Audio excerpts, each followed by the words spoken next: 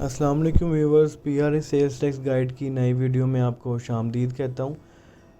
सो viewers, ये PRA का नया वेब पोर्टल है जिसका नाम है पीआरए आयरस। उससे पहले वाला पोर्टल ये है जिसका वेब पोर्टल की डिटेल्स भी मेंशन है, आपके सामने नज़र आ रहा है आपको, जहाँ पर आप पुरानी रिटर्न्स फाइल करते थे जुलाई 2024 तक की। ये न्यू पोर्टल है, यहाँ पर आप अगस्त 2024 से ऑनवर्ड की रिटर्न्स फाइल कर पाएंगे। यूज़र नेम पासवर्ड आपका पुराना ही लगेगा जो आपका ऑलरेडी था, और ये आपकी डिटेल्स आ रही हैं आपके पास, आप देख सकते हैं। क्रिएट पेमेंट की जो वीडियो है वो मैं ऑलरेडी एक फ़ाइल आपके लिए बना चुका हूँ, आप वो देख लें, आपकी क्लैरिटी आ जाएगी। माय प्रोफाइल की डिटेल जो है यहाँ पर आपकी पर्सनल डिटेल्स आ जाएंगी, आपकी कमिश्नरेट टैक्स ऑफिस की डिटेल्स और आपके यूनिट ऑफिसर की डिटेल आ जाएंगी। और भी कुछ चीज़ें हैं जो वहाँ पर आप रिव्यू कर सकते हैं। रजिस्ट्रेशन सर्टिफिकेट आप यहाँ से डाउनलोड कर सकते हैं और अपना पिन कोड और पासवर्ड जो है यहाँ से चेंज कर सकते हैं। ये जो ड्राफ्ट का ऑप्शन है, यहाँ पर आपको जितनी आपकी कॉरस्पॉन्डेंस हैं वो आ जाएंगी जो आप कर रहे होते हैं। इनबॉक्स में आपकी ड्यू डेट पे आने वाली जो ऑडिट हैं या फिर रिटर्न्स हैं वो आ जाती हैं। आउटबॉक्स में कुछ भी नहीं आता, और कंप्लीट टास्क में आपकी जो आप कंप्लीट कर लेते हैं वो आ जाती हैं। आपने सेल्स टैक्स पे क्लिक करना है। यहाँ पर sale 35 monthly sales tax return filed voluntarily का ऑप्शन है, उस पर क्लिक करना है। 35 का मतलब यहाँ पर Punjab sale tax on services act 2012 का सेक्शन 35 है, जो आपको बाउंड करता है कि आप अपनी monthly sales tax return due date, on due date, before due date या फिर विद इन ड्यू डेट अपनी रिटर्न फाइल करें आप हर महीने।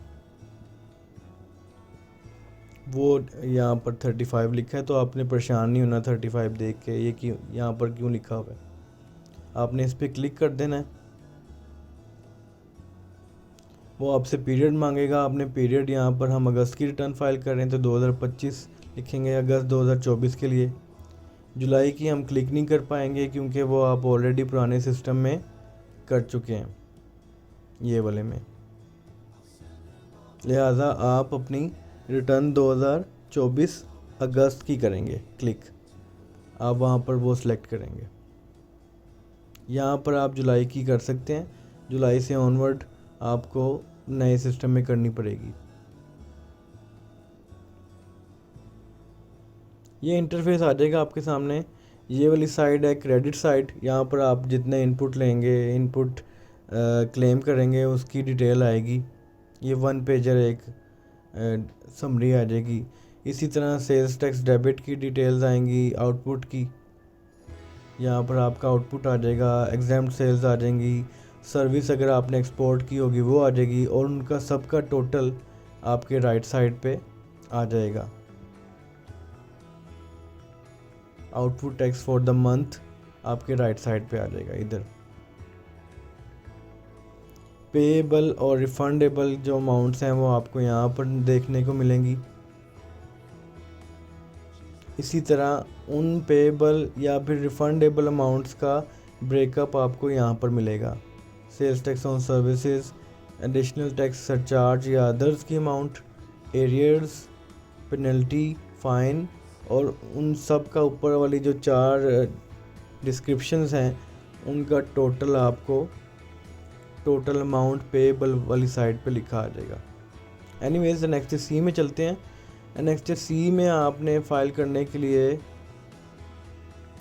आपने लोड करनी है सेल्स, आप मैनुअली एंटर नहीं कर सकते यहाँ पर, ठीक है। उसके लिए आपको जाना पड़ेगा इनवॉइस मैनेजमेंट सिस्टम में।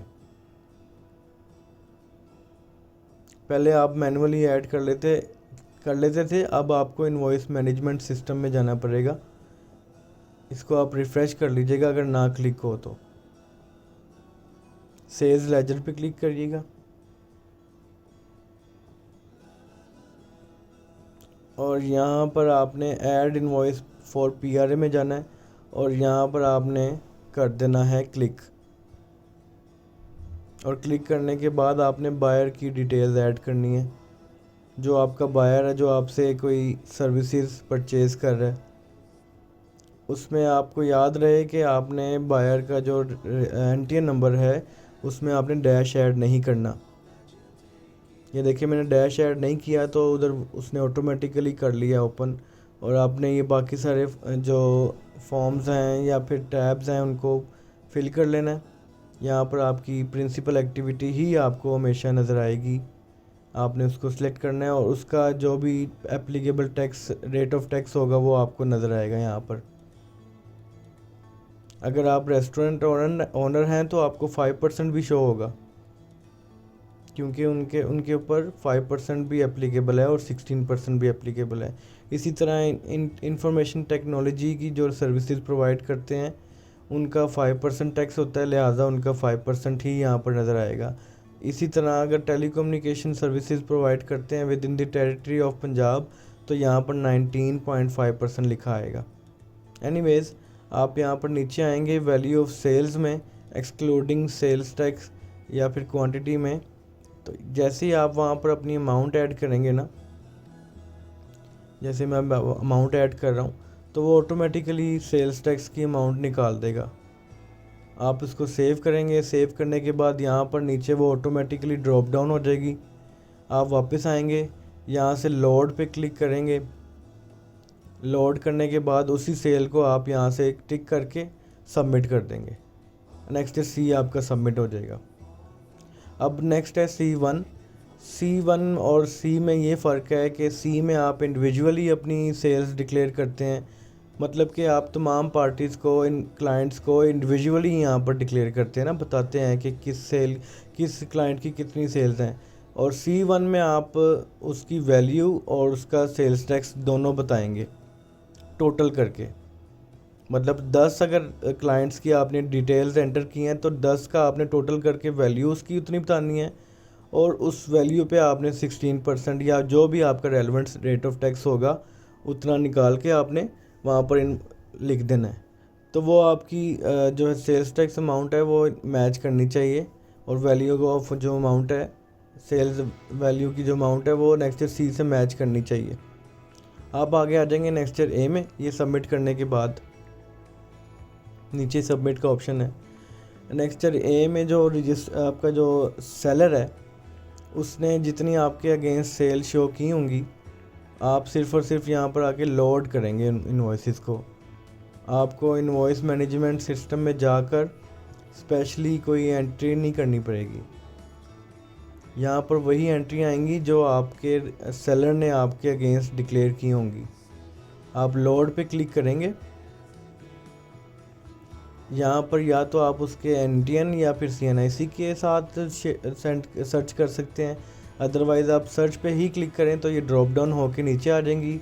आप उसको क्लिक करेंगे ऊपर टिक के ऊपर तो वो इनवॉइस जो है उसके अगेंस्ट क्लेम हो जाएगी, इनपुट क्लेम हो जाएगा। और क्लेम करने के बाद आप आगे आ जाएंगे, इन सब को आप छोड़ देंगे, डाटा पे आएंगे।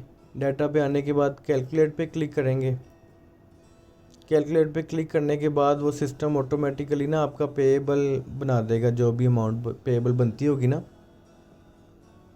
वो आप पेएबल देख लें, जो भी आपकी अमाउंट बने। फिर आपने क्या करना है, आपने वापस आना है पीछे मेन पेज पे। यहाँ पर आप कैरी फॉरवर्ड की जो अमाउंट है अगर आप आगे लेके जाना चाहते हैं सिस्टम में तो वो देख लीजिएगा। आपने मेन पेज पे आना है, नेक्स्ट टैब में ओपन कर लीजिएगा। क्रिएट पेमेंट में आना है आपने और यहाँ पर आके अपनी क्रिएट करनी है PSID। जो भी आपका resultant sales tax on services बनता होगा, अब वो केस टू केस वेरी करता है, हर किसी का अपना अपना बनता है। वो पे करके आपने उसका जो CPR है वो अब आपने आगे जाके फीड करना है। पेमेंट में जाएंगे आप, पेमेंट के बाद आप प्लस पे क्लिक करेंगे।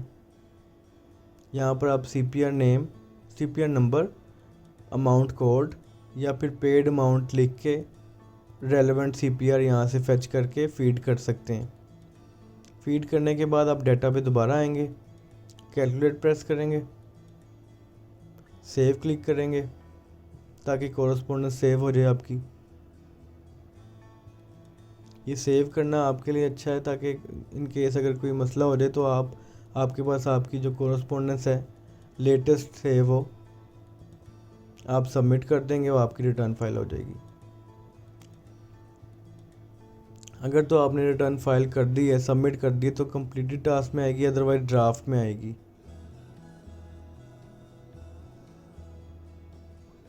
ड्राफ्ट पे क्लिक करेंगे तो जैसे अब देखिए मैंने रिटर्न फाइल नहीं की तो मेरी यहाँ पर वो नज़र आ रही है। अगर मैं फ़ाइल कर दूंगा तो मेरी कंप्लीटेड टास्क में आ जाएगी 5 से 6 सेकंड के अंदर अंदर या 10 सेकंड के अंदर अंदर।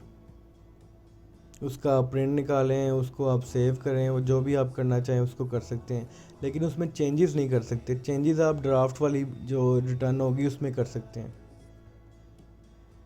Once the return is filed, you cannot make changes to that. You will have to file revised sales tax return 35(6). Revision आपको फाइल करनी पड़ेगी उसके लिए। एनीवेज, आज के लिए इतना ही था, और मैं नेक्स्ट वीडियो में आपको बताने वाला हूँ कि आप अपनी रजिस्ट्रेशन, अपनी प्रोफाइल में आप मॉडिफिकेशन कैसे कर सकते हैं, service category, bank accounts, user name details, या फिर ईमेल एड्रेस, मोबाइल नंबर, इस तरह की चीज़ें आप कैसे अपने रजिस्ट्रेशन प्रोफाइल में से डिलीट कर सकते हैं, या फिर चेंज कर सकते हैं, या फिर ऐड कर सकते हैं। तब तक के लिए मुझे इजाज़त दीजिए। अल्लाह।